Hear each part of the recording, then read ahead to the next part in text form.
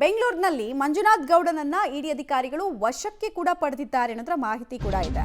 Apex ಬ್ಯಾಂಕ್ನ guest ಹೌಸ್ನಲ್ಲಿ ಮಂಜುನಾಥ್ ಗೌಡನನ್ನ ವಿಚಾರಣೆಗೆ ಒಳಪಡಿಸ್ತಾ ಇದ್ದಾರೆ ಇಡಿ ಅಧಿಕಾರಿಗಳ ತಂಡ.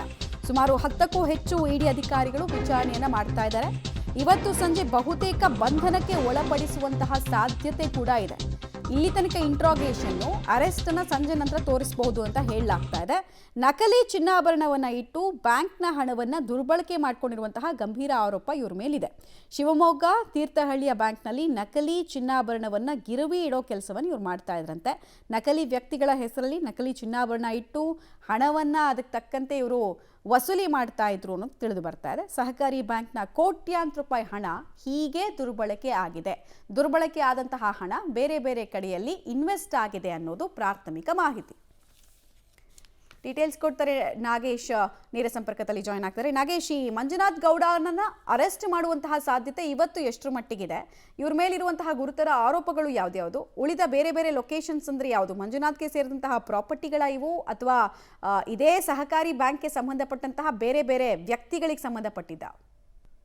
ಇಡಿ ಅಧಿಕಾರಿಗಳು ಡಿಸಿಸಿ ಬ್ಯಾಂಕ್ನ ಅಧ್ಯಕ್ಷರಾಗಿರುವಂಥ ಮಂಜುನಾಥ್ ಗೌಡ ಅವರಿಗೆ ಶಾಕ್ ಅನ್ನು ಕೊಟ್ಟಿರುವಂಥದ್ದು. ಸದ್ಯ ನಾನು ಬೆಂಗಳೂರಿನ ಚಾಮರಾಜಪೇಟೆಯಲ್ಲಿರುವಂಥ ಅಪೆಕ್ಸ್ ಬ್ಯಾಂಕ್ನ ಗೆಸ್ಟ್ ಹೌಸ್ನಲ್ಲಿ ಸದ್ಯ ಮಂಜುನಾಥ್ ಗೌಡ ಅವರನ್ನು ವಶಕ್ಕೆ ಪಡೆದಿರುವಂಥ ಇಡಿ ಅಧಿಕಾರಿಗಳು ವಿಚಾರಣೆಯನ್ನು ಮಾಡ್ತಿರುವಂಥದ್ದು.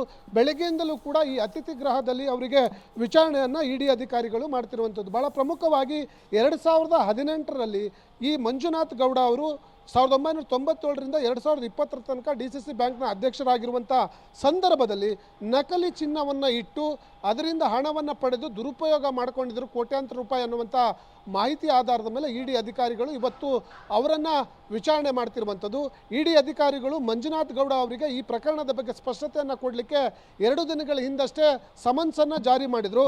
ಸಮನ್ಸನ್ನು ಜಾರಿ ಮಾಡಿದ ಬಳಿಕ ಇವತ್ತು ಶಿವಮೊಗ್ಗ ಮತ್ತು ಬೆಂಗಳೂರಿನ 2 ಕಡೆ ದಾಳಿ ಮಾಡಿರುವಂಥ ಇಡಿ ಅಧಿಕಾರಿಗಳು ಮಂಜುನಾಥ್ ಗೌಡ ಅವರನ್ನು ವಶಕ್ಕೆ ಪಡೆದು ಸದ್ಯ ವಿಚಾರಣೆಯನ್ನು ಮಾಡಲಾಗ್ತಾ ಇದೆ. ಸುಮಾರು 62 ಕೋಟಿ 77 ಲಕ್ಷದಷ್ಟು ಹಣ ದುರುಪಯೋಗ ಆಗಿದ್ದಂಥ ಆರೋಪವನ್ನು ಎದುರಿಸ್ತಿರುವಂಥ ಮಂಜುನಾಥ್ ಗೌಡ ಅವರಿಗೆ ವಿಚಾರಣೆಯನ್ನು ಮಾಡ್ತಿರುವಂಥದ್ದು.